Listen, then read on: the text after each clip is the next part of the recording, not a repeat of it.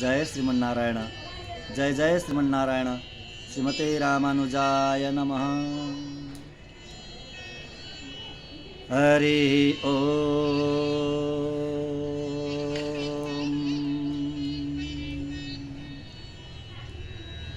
काश्यपान्मय संजातं नारायणपदाश्रितं श्रीमन्नारायणं वन्दे यतीश्वरश्रियाजुषं वेदान्तद्वयतत्त्वज्ञं मन्त्रमन्त्रार्थदं गुरुं श्रीमन्नारायणाचार्य रामानुजयतिं भजे। तस्मै रामानुजार्याय नमः परमयोगिने यश्रुतिस्मृतिसूत्राणाम् अन्तर्ज्वरमसीसमत्। वृन्दावनान्तर्गतं बलिनोऽनुजातं नीलर्षभावपशुमध्य गतं दिदृक्षो दृष्टस्त्वया किमिति याः सखी जनं सा गोदा स्वयं रमयते तुह्यरङ्गराजं गोदा स्वयं रमयते तुह्यरङ्गराजं गोदा विभूषणसुरं यवराभिधानं वृन्दावनावनिनिधिं करुणैकतानम् अर्चावतारनिचयेऽपि च यत्प्रधानं तदरङ्गदेशिकधनं शरणं शराणि तदरङ्गदेशिकधनं शरणं शराणि। ॐ सहना भवतु सहनौ भुनक्तु सह वीर्यङ्करवावहै तेजस्विनामधीतमस्तु मा विद्विषावहै। ॐ शान्ति शान्ति शान्तिः। हरिः ॐ।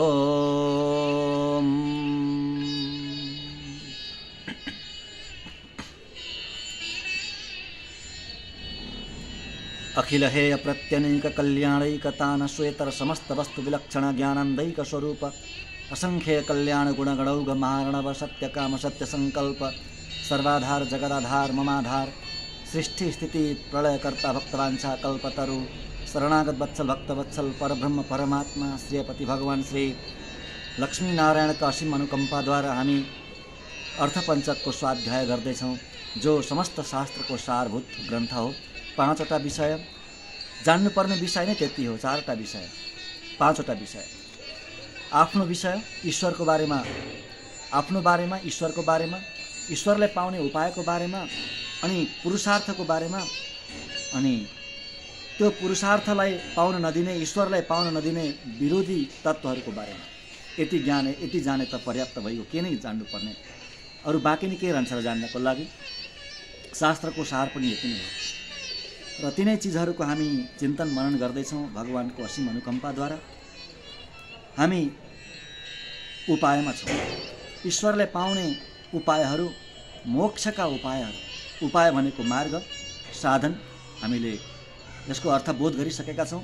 साधन के हो, ईश्वर प्राप्तिका साधनहरू के हुन्, मार्गहरू कुन कुन हुन् र उत्कृष्ट मार्ग कुन हो आदिको बारेमा नै बताउनु भएको छ ज्ञानी आचार्यले, लोकाचार्य स्वामीजीले।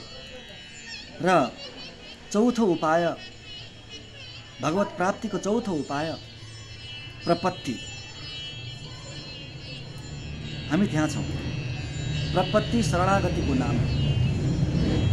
सबै छोडेर, सबै उपाय छोडेर, सबै अनुष्ठान छोडेर उपाय प्रभुलाई बनाउने, उपाय ईश्वरलाई नै बनाउनेको नाम नै शरणागति हो। आफ्नो समस्त भार, त्यो बर्डन, अनादिकालदेखिको बर्डन, त्यो भार प्रभुको चरणमा सुम्पिएर आफू ढुक्क बन्ने, आफू भार रहित बन्नेको नाम नै शरणागति हो। कति श्रेष्ठ मार्ग हो शरणागति। शरणागति पनि दुई प्रकारका हुन्छन् भनेर हामीले चर्चा गर्दैछौँ। पहिलो आर्त प्रपत्ति र दोस्रो दृप्त प्रपत्ति। प्रपत्ति भनेको शरणागति, शरणागति दुई प्रकारका हुन्छन्, आर्त शरणागति र दृप्त शरणागति, आर्त प्रपत्ति र दृप्त प्रपत्ति। आर्त प्रपत्तिको बारेमा हामीले योभन्दा अघिल्लो कालक्षेपमा राम्ररी नै बोध गरिसक्यौँ। आरतीको नाम हो पीडाको नाम, आर्त प्रपत्ति। कस्तो पीडा, कस्तो आरती, कस्तो शोक भन्दा भगवत प्राप्तिको आरती, भगवत विरहको शोक पीडा आर्त, त्यो आर्त प्रपत्ति। अब हामी दृप्त प्रपत्तिको चर्चा गर्छौँ। दृप्त प्रपत्ति भनेको ढुक्क भएर बस्ने, निर्भय भएर बस्नेको नाम। आर्त प्रपत्तिमा शरीरको नै सहन हुँदैन, यो देशको यो संसारको पनि सहन हुँदैन र यो देशवासी संसारहरूको सङ्गत पनि सहन हुनै सक्दैन, असह्य पीडा हुन्छ। आर्त प्रपत्तिमा भने दृप्त प्रपत्तिमा त्यस्तो हुँदैन, सहन हुन्छ, शरीरको पनि सहन हुन्छ, यो संसारको पनि सहन हुन्छ र संसारीको पनि सहन हुन्छ। त्यो त्वरा हुँदैन, त्यस्तो शीघ्रता र त्यस्तो त्वरा हुँदैन। ढुक्क म भगवानको भइहालेँ, भगवानले प्रभुले मलाई स्वीकारिहाल्नुभयो। जहिले इच्छा हुन्छ प्रभुले आएर मलाई मेरो हात समाउनुहुन्छ, मलाई आफ्नो धाम लिएर जानुहुन्छ, लगेर मलाई गले लगाउनुहुन्छ, काखमा राख्नुहुन्छ भनेर एकदम ढुक्क भएर निश्चिन्त भएर आनन्दले बस्ने यो अवस्थाको नाम हो दृप्त प्रपत्ति। र ज्ञानी आचार्यहरूले आर्तभन्दा पनि श्रेष्ठ मान्नुभएको छ यो प्रपत्तिलाई, दृप्त प्रपत्तिलाई। हो, आर्त प्रपत्ति एकदम विरलैलाई मात्रै मिल्छ, बहुत कमलाई, बहुत विरलैलाई। सडकौप सुरीलाई भयो, केही आलवारहरूलाई भयो, मीराबाईलाई भयो, परकाल सुरी जस्ता ज्ञानी आलवारहरूलाई भयो, बहुत कमलाई। यो विलक्षण दशा हो आरती भनेको, आर्त प्रपत्ति भनेको। परन्तु त्योभन्दा पनि श्रेष्ठ दृप्तलाई नै मान्नुहुन्छ ज्ञानी आचार्यहरूले। त्यसमा कारण छ। अधिकांश शरणागत भक्तहरू यही कोटीमा पर्नुहुन्छ। अधिकांश 99% भक्तहरू शरणागति स्वीकारेका शरणागत भक्तहरू यही दृप्त कोटीमै पर्नुहुन्छ। यसैलाई श्रेष्ठ पनि मान्नुभयो आचार्यहरू, ज्ञानीहरूले। किन भन्नु होला भने यसमा भगवानलाई दुःख हुँदैन, भगवानलाई पीडा हुँदैन। प्रेमीको लक्ष्य भनेको प्रियतमलाई पीडा नदिनु नै हो। प्रियतमसँग कुनै स्वार्थको, कुनै इच्छाको, कुनै कामनाको कामनै नराख्नु नै वास्तविक प्रेमीको लक्ष्य हुनुपर्छ। प्रेमीको वास्तविक स्वभाव हुनुपर्छ, त्यस्तो स्वभाव हुनुपर्छ, त्यस्तो गुण हुनुपर्छ प्रेमीमा। आर्तमा के भइदिन्छ भने प्रभुलाई छटपटी हुन्छ। जति छटपटी हुन्छ यहाँ त्यो आर्तलाई, त्यो आर्ती प्रपत्ति, आर्त प्रपत्ति भइसकेकालाई जुन छटपटी हुन्छ, त्यो छटपटी प्रभुको छटपटाहटको अगाडि नगण्य हो, केही पनि होइन। आर्तलाई जुन शोक हुन्छ, प्रभुको शोकको अगाडि त्यो शोक केही पनि होइन।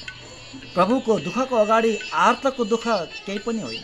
ती आर्तको त्यो दशा देखेर, आफ्नो विरहमा छटपटाइरहेका ती आफ्ना आर्त, ती शरणागत भक्तको अवस्था देखेर प्रभुलाई असह्य पीडा हुन्छ, असह्य पीडा, असह्य शोक हुन्छ, छटपटी हुन्छ प्रभुलाई। हो, त्यो हुन दिनुहुन्न दृप्त प्रपन्नले। दृप्त प्रपन्नले प्रभुलाई त्यो पनि अलिकति पीडा भयो भनेर त्यस्तो पीडा देख्न चाहनुहुन्न।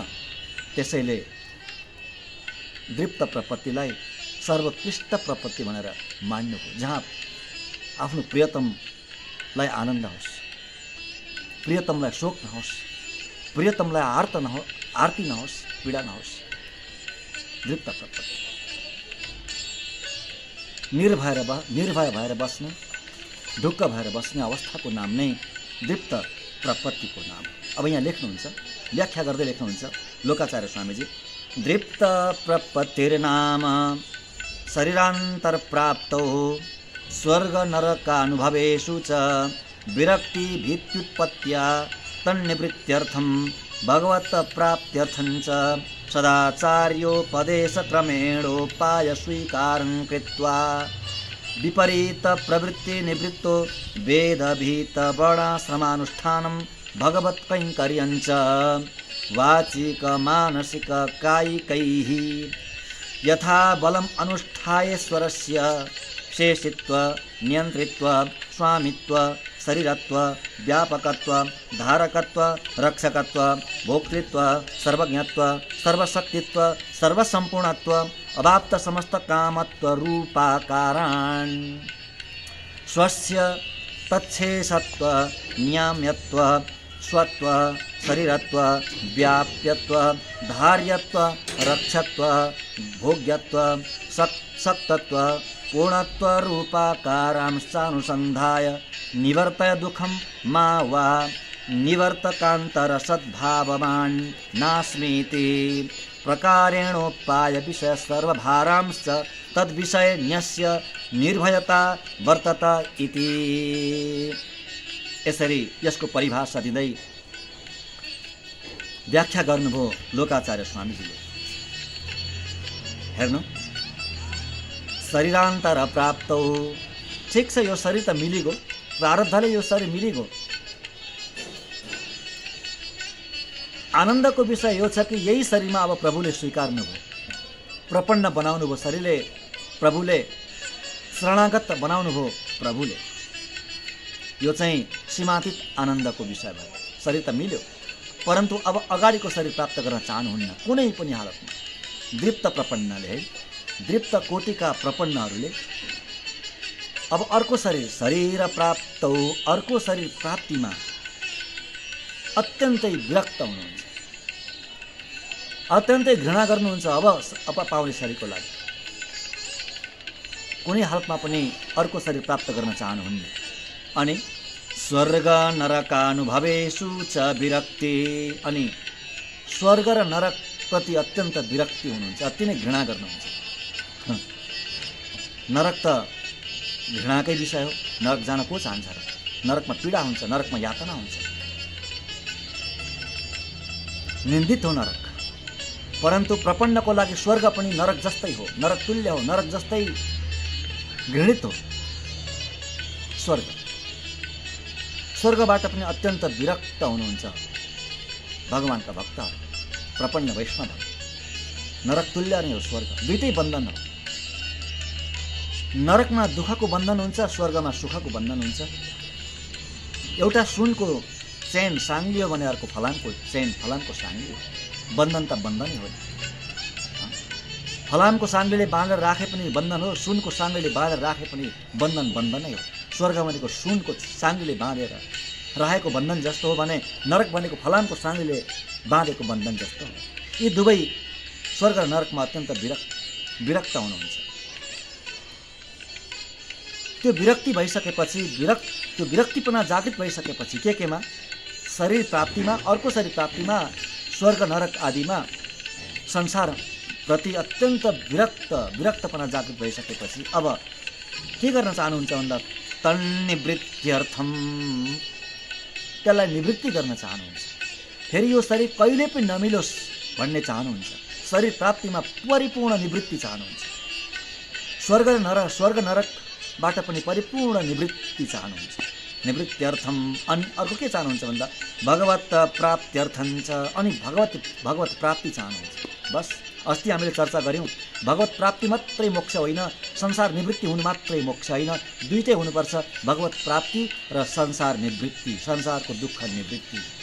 संसार निवृत्तिपूर्वक भगवत प्राप्ति नै मोक्ष हो।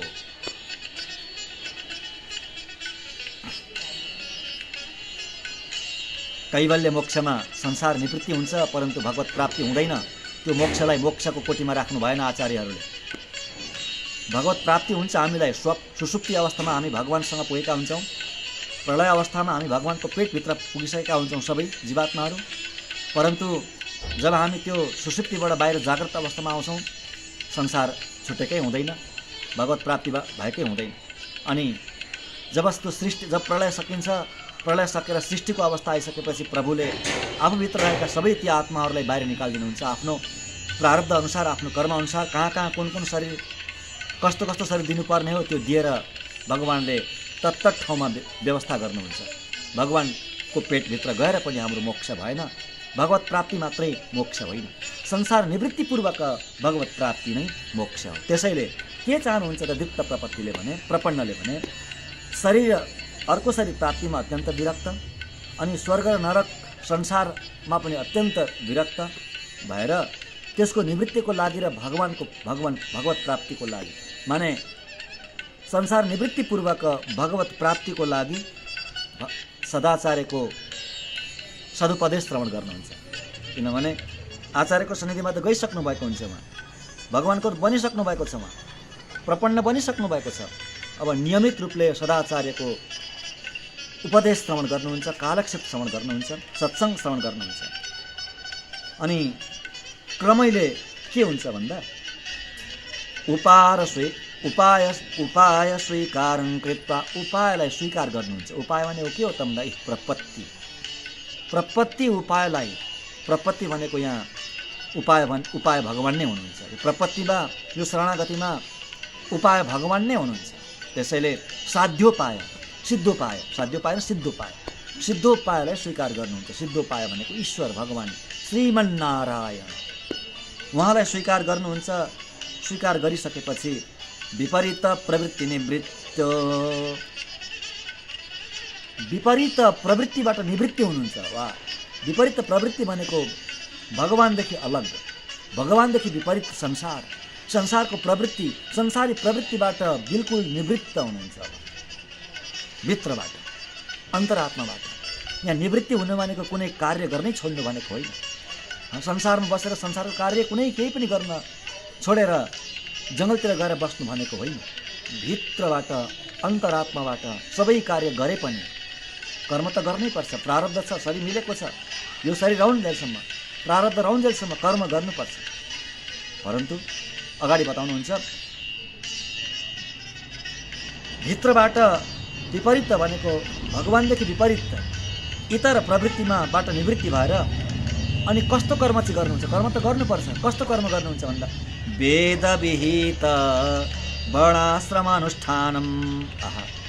वेदले बताएको, वेदले विहित गरेको, निषेध गरेको होइन। वेदले विहित गरेको, वेदले गर्नुपर्छ भनेर हराएको कार्यलाई गर्नुहुन्छ। अनि वर्णाश्रम अनुसार कार्य गर्नुहुन्छ। वर्णाश्रम अनुसार त्यसको अनुष्ठान गर्नुहुन्छ। हेर्नु, 4 वर्ण हुन्छन् र 4 आश्रम हुन्छन्। यी आश्रमका, यी वर्ण र यो वर्णाश्रमका, यी चार वर्णाश्रमका आफ्ना कार्यहरू हुन्छन् र आफ्ना मर्यादाहरू हुन्छन्। ती मर्यादा अनुसार नै चल्नुपर्छ वास्तविक सुख पाउने हुने मनुष्य। संसार दिनानुदिन जति यो कली व्याप्त हुँदै जान्छ, जति कलीको आयु बढ्दै जान्छ, उति संसार दुखी हुँदै जान्छ। किन भन्दा यो मर्यादाको उल्लङ्घन गरेर नै हो, अरू केही पनि हो। वर्णाश्रमको मर्यादाको उल्लङ्घन गरेर नै संसार दिनानुदिन, दिन प्रतिदिन दुखै हुँदै गएको छ। कसले भन्छ? कसले अस्वीकार गर्छ यो कुरामा? संसार दिनानुदिन दुखी हुँदैछ भन्ने कुरामा कसले अस्वीकार गर्न सक्छ? एकदम ध्रुव सत्य कुरा हो कि होइन? ध्रुव सत्य कुरा। दिनानुदिन मनुष्य अत्यन्त शोकाकुल, अत्यन्त भयभीत र अत्यन्त दुखी हुँदै जाँदैछ। किन भन्दा यो वर्णाश्रम धर्मको उल्लङ्घन गरेर नै। सनातन धर्मको, वैदिक धर्मको मूल आधार बेस भनेको नै वर्णाश्रम धर्म हो। यो वर्णाश्रम धर्मको अर्थ यो होइन कि कुनै ठुलो जात र सानो जात मान्ने, कदापि पनि त्यो अर्थ होइन। परन्तु त्यसमा एउटा मर्यादा हुन्छ। मर्यादा किटान गरेको छ शास्त्रले, वेदले। यो कानुन हो, ईश्वरको कानुन हो। एउटा देशमा एउटा राष्ट्रको कानुन हुन्छ। त्यो कानुनलाई सबैले पालना गर्नुपर्छ, नत्र दण्डको भागी भइन्छ, होइन? त्यस्तै यो वेद भनेको, शास्त्र भनेको ईश्वरको कानुन हो, ब्रह्माण्डको कानुन हो। यो एउटा देशको मात्रै होइन, पुरा ब्रह्माण्डको कानुन हो। त्यसलाई उल्लङ्घन गरेपछि के हुन्छ? प्रभुबाट दण्ड मिल्छ, मिल्दैन? मिल्ला कि नमिल्ला? त्यसैले दुःखको कारण भनेको यही नै हो। वर्णाश्रम अनुसार मर्यादालाई पालन गरेर बस्नुहुन्छ दीप्त प्रपन्नले। अनि त्यो कार्य गर्दै गर्दै भगवत कैङ्कर्यञ्च, अनि प्रधान रूपले भगवानको कैङ्कर्य गर्नुहुन्छ, ईश्वरको सेवा गर्नुहुन्छ। कुनै पनि कार्यले भगवानको सेवा, ईश्वरको सेवाको बुद्धिले गरे भइहाल्यो, त्यही नै ईश्वरको सेवा हुन्छ। धूपबाती बाल्नै पर्छ भन्ने छैन, भगवानलाई स्नान गराउनै पर्छ भन्ने छैन, ईश्वरलाई पुष्प अर्पण गर्नै पर्छ भन्ने छैन। हजुर व्यापार गर्नुहुन्छ, व्यापार गरौँ केले? ईश्वरको सेवाको बुद्धिले। नोकरी गर्नुहुन्छ, त्यो नोकरी ईश्वरको सेवाको बुद्धिले गरौँ न। जुन जुन पदमा बसिन्छ ईश्वरको सेवाको बुद्धिले त्यो पदलाई सम्हालौँ, त्यही ईश्वरको सेवा हुन्छ है। दान दिउँ ईश्वरको सेवाको भावनाले, यज्ञ गरौँ ईश्वरको सेवाको भावनाले। मन्दिर बनाऊँ, पार्टी पौवा बनाऊँ, हस्पिटल बनाऊँ, कलेजहरू बनाऊँ ईश्वरको सेवाको बुद्धिले। यही नै हो भगवानको सेवा भनेको, प्रधान सेवा यही नै हो। भगवत कैङ्कर्यञ्च कसरी गर्नुहुन्छ त उहाँहरूले भन्दा भगवानको सेवा कसरी गर्नुहुन्छ? वाचिक केही गर्न सकिँदैन भने कमसेकम बाणीले त गर्न सकिन्छ। बाणीले राम्रो बोलेर, मिठो बोलेर, मधुर बाणी बोलेर, कर्णप्रिय बाणी बोलेर, हृदयलाई अति प्रिय लाग्ने बाणी बोलेर भगवानको सेवा गर्न सकिन्छ। वाचिक मानसिक मनले राम्रो सोच्ने, सङ्कल्प राम्रो गर्ने, त्यो सङ्कल्पलाई ईश्वरले पुरा गरिदिनुहुन्छ। राम्रो र अत्यन्त शुद्ध सङ्कल्प छ भने त्यो सङ्कल्पलाई ईश्वरले पुरा गरिदिनुहुन्छ। हो, त्यो सङ्कल्पद्वारा, त्यो सोचद्वारा ईश्वरको सेवा गर्ने।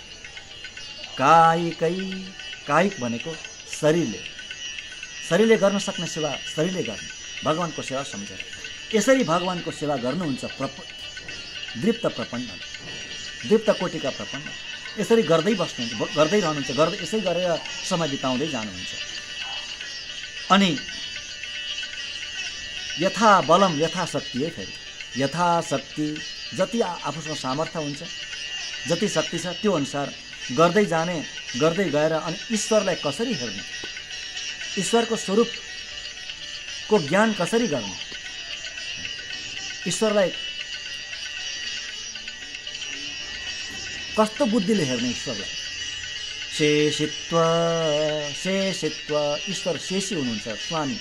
शेषी भनेको मालिक, स्वामी। ईश्वरलाई शेषीको रूपमा हेर्ने, मालिकको रूपमा हेर्ने। नियन्त्रित्व नियन्ताको रूपमा हेर्ने, शासन गर्ने एकमात्र शासक, जगतको शासक, ब्रह्माण्डको शासक, समस्त आत्माको पनि शासक परमात्मा हो ईश्वर। अन्तर्यामी रूपले आत्माभित्र प्रवेश गरेर शासन गरेको हुन्छ ईश्वरले।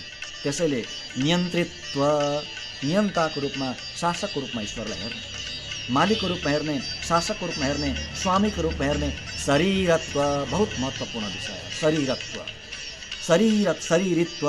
होइन, शरीरित्व। भगवान शरीरी, यो जगत ब्रह्माण्ड र सबै आत्माहरू शरीर र शरीरको भाव हुन्छ आत्मा र परमात्माको बिचमा। The relation of body and soul. ईश्वर सबैको साउल हुनुहुन्छ, सबैको आत्मा हुनुहुन्छ भने आत्मा लगायत, जीवात्मा लगायत समस्त जड पदार्थ, जड चेतन पदार्थ ईश्वरको शरीर हो। जसरी हाम्रो बाहिर एउटा स्थूल शरीर छ, त्यहाँभित्र आत्मा छ, आत्माको अस्तित्वले यो शरीर टिकेको हुन्छ, बाँचेको हुन्छ। त्यस्तै यो आत्माभित्र पनि परमात्माको वास छ। त्यसैले आत्मा के भयो त भन्दा परमात्माको शरीर भयो। यसरी शरीर र शरीरी सम्बन्ध छ ईश्वरसँग। ईश्वरसँग जीवात्माका 9 प्रकारका सम्बन्ध हुन्छन्। त्यसको बारेमा हामी कुनै दिन फेरि अलग्गै हामी चर्चा गर्नेछौँ। यसरी शरीरित्वको रूपमा ईश्वर शरीरी हुनुहुन्छ, हामी शरीर हौँ भनेर यसरी हेर्ने ईश्वरलाई। व्यापकत्व, प्रभु व्यापक हुनुहुन्छ। व्यापक कसरी हुनुहुन्छ भन्दा अन्तर्यामी रूपले व्यापक हुनुहुन्छ भनेर यसरी हेर्नु ईश्वरलाई। धारकत्व भनेको धारण गर्ने। जगत केले टिकेको छ? आत्माको सत्ता कसरी छ? किन छ आत्माको सत्ता? जगतको सत्ता किन छ? कसरी छ भन्दा ईश्वरको सत्ताले जगतको सत्ता छ, आत्माको सत्ता छ है। त्यसैले ईश्वरमा धारण गर्ने शक्ति भएको धारकको रूपमा हेर्ने ईश्वरलाई। रक्षकत्व, रक्षक, एकमात्र रक्षक श्रीहरि, श्रीमन्नारायण रक्षक, यसरी हेर्ने। भोक्तृत्व भनेको भोक्ता, भोग्ने, जड चेतन सबैलाई भोग्ने ईश्वर हुनुहुन्छ, भोक्ता। यसरी हेर्ने है प्रभुलाई यसरी हेर्ने, भोक्ताको रूपमा प्रभुलाई हेर्ने।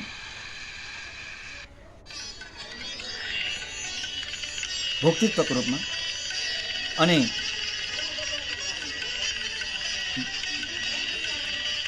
सर्वज्ञत्व सर्वज्ञत्व सर्वज्ञ ईश्वर सर्वज्ञ छ। श्रुतिले भनेको छ य सर्वज्ञ सर्ववित्त, य भनेको जो प्रभु सर्वज्ञ छ सर्ववित्त छ, सबै कुरा जान्ने, ईश्वरले नजान्ने कुनै विषय नै हुँदैन। प्रत्येक जीवात्माले के सङ्कल्प गरेको छ, के सोचेको छ,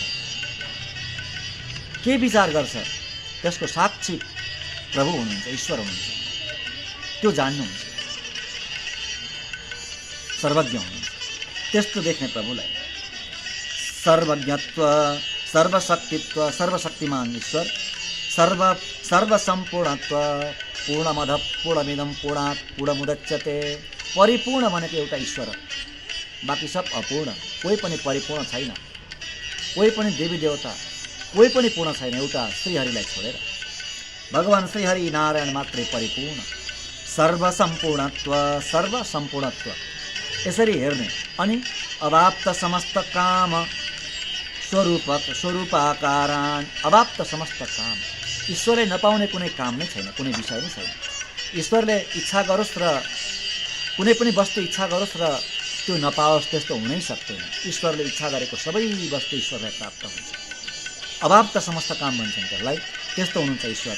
ईश्वरलाई त्यसरी हेर्ने, यो रूप ईश्वरको स्वरूप यस्तो छ भनेर हेर्नुहुन्छ दृप्त प्रपन्नले। अनि आफूलाई कसरी हेर्नुहुन्छ, अब अर्को विषय आउँछ यहाँ, स्वस्य, आफूलाई कसरी हेर्नुहुन्छ। शेषत्व, ईश्वरलाई अघि शेषी भनेको थियो नि, आफूलाई शेष भनेर हेर्नु। ईश्वर शेषी, आफू शेष, शेष शेषी सम्बन्ध। ईश्वरको वस्तु आफू, ईश्वरको अंश, ईश्वरको पार्ट एन्ड पार्सल हो यो आत्मा, यो जीवात्मा। ईश्वर फुल हो भने जीवात्मा part of the full, part and parcel of the full. त्यसलाई शेषत्व, शेष भनेको त्यो ईश्वरको वस्तु, ईश्वरको सम्पत्ति, शेषत्वको रूपमा आफूलाई हेर्ने। अनि ईश्वर नियाम्य, नियन्त्रित्व भनेको थियो, नियन्ता भनेको थियो आफूलाई नियाम्य, नियम भने शासन गर्ने योग्य, शासन गरिने वस्तु, नियमन गरिने वस्तु हो यो आत्मा, जीवात्मा।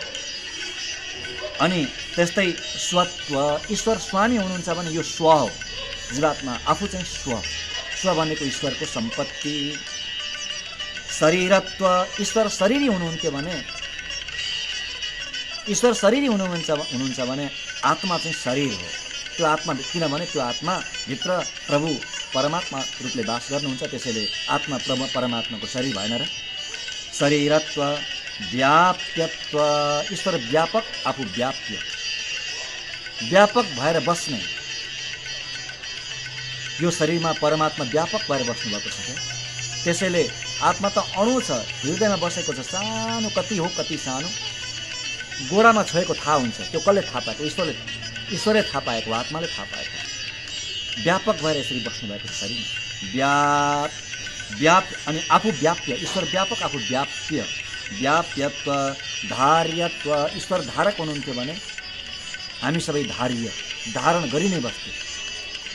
धार्यत्व, रक्षत्व, ईश्वर रक्षा हुनुहुन्छ, आफू रक्षा गरिने वस्तु। रक्षत्व, भोग्यत्व, ईश्वर भोग्नेवाला, हामी सबै भोग्य, ईश्वरको भोग्य, ईश्वरद्वारा भोग्न योग्य, हामी ईश्वर बाहेक अरू कसैको भोग्य नै होइन। यो आत्मा, यो जीवात्मा प्रभु श्रीमन नारायणदेखि अतिरिक्त अरू कसैको यो भोग्य नै होइन, योग्य नै होइन। त्यसैले नारायण भोक्ता, सबै जीवात्मा भोग्य। भोग्यत्व, सत्तत्व, प्रभु सर्वशक्तिमान, हामीमाथि शक्ति जमाउन सक्ने प्रभु हुनुहुन्छ, हामी प्रभुको शक्तिलाई धारण गरिने वस्तु। रक्षत, सत्व, पूर्णत्व, भगवान सर्वसम्पूर्ण हुनुहुन्थ्यो भने हामी केवल पूर्ण मात्रै। आत्मा पनि पूर्ण नै हो, परन्तु सर्वसम्पूर्ण होइन, सम्पूर्ण होइन, पूर्ण मात्रै हो आत्मा। पूर्णत्व, रूपाकारांशानुसन्धाय, ईश्वर यस्तो हुनुहुन्छ भन्ने कुरो अनुसन्धान गरेर बसिरहनुहुन्छ आरामले। दृप्त कोटिका प्रपन्न, हामी दृप्त प्रपत्तिको नै चर्चा गर्दैछौँ। ईश्वरलाई यसरी हेरेर यस्तो ज्ञान भएर, ईश्वर यस्तो हुनुहुन्छ, श्रीमन नारायण यस्तो हुनुहुन्छ भन्ने ज्ञान भएर, अनि आफू म यस्तो छु भन्ने ज्ञान भइसके पछाडि, त्यस्तो अनुसन्धान भइसकेपछि अब प्रभुलाई प्रार्थना गर्नुहुन्छ, हे प्रभु हजुरले मलाई स्वीकार्नुभयो, बस अब मेरो दुःख निवृत्ति गर्नु नगर्नु हजुरको इच्छा हो। निवर्तय दुःखम मा वा, निवर्तय दुःखम मा वा। मेरो दुःखलाई निवृत्ति गर्नुहोस् या नगर्नुहोस्, मेरो दुःखलाई हटाउनुहोस् या नहटाउनुहोस् प्रभु, हजुरको इच्छा हो। परन्तु मेरो चाहिँ अर्को गति छैन, अर्को उपाय छैन, अर्को मेरो दुःखलाई निवृत्ति गर्ने अर्को चिज छैन, हजुर बाहेक अर्को वस्तु छैन, अर्को कुनै पुरुष छैन, अर्को कुनै व्यक्ति छैन। निवर्तकान्तर सद्भावना नास्ति। मेरो दुःखलाई निवृत्ति गर्ने हजुर बाहेक अरू कसैको अस्तित्व नै छैन, अस्तित्व नै पो छैन हजुर बाहेक प्रभु। त्यसैले हजुरको इच्छा हो, मेरो इच्छा होइन। परिपूर्ण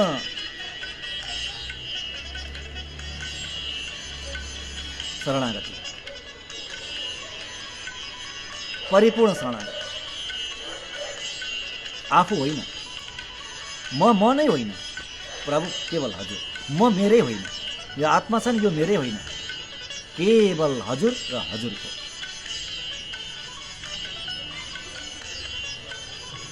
इति यसरी यस्तो बुद्धिले प्रकारेण यस्तो प्रकारले उपाय विषय सर्वभारांश, उपाय विषय र समस्त भार, उपायको भार, संसारको भार, आफ्नो भार, आफ्नाको पनि भार, आफू र आफ्ना परिवारको पनि भार। मोक्षको मात्रै कहाँ हो, मोक्षको भार त प्रभुले लिनु नै भयो। जुन दिन प्रभुले स्वीकार्नुभयो, जुन दिन शरणागति मार्गलाई अवलम्बन भयो, जुन दिन शरणागत भयो आचार्यद्वारा, त्यही दिन प्रभुले मोक्षको भार त आफ्नो हातमा लिनुभयो।